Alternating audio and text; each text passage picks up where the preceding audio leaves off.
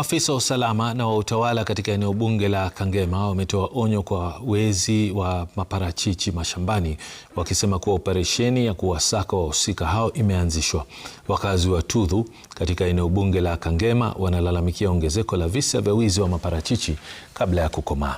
Wakizungumza wakati wa hafla ya kumtawaza rasmi naibu chifu mpya wa eneo hilo, maafisa wa usalama na wa utawala wakiongozwa na naibu kamishna wa kaunti ndogo ya Kangema wanasema kuwa kumekuwa na ongezeko la malalamishi kuhusu wizi wa maparachichi.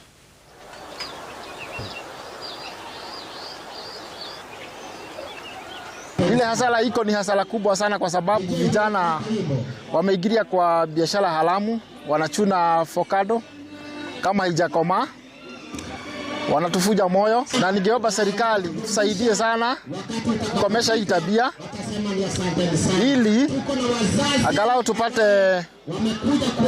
manufaa kwa avocado. Tunataka kuwapatia tahadhari ama kuwaona kwamba tukipata nyinyi munaiba avocado za watu, hakuna huruma tutawaonyesha, tutawapeleka kotini na mkondo wa sheria utachukuliwa.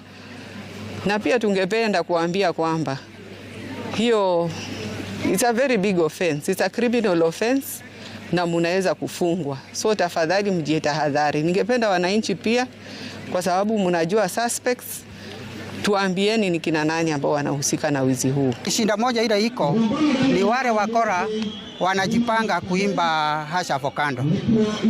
Huwa wanajiunga, wanashikana na hii broka moja wanatuimbia avocado, hasa wakati wa usiku.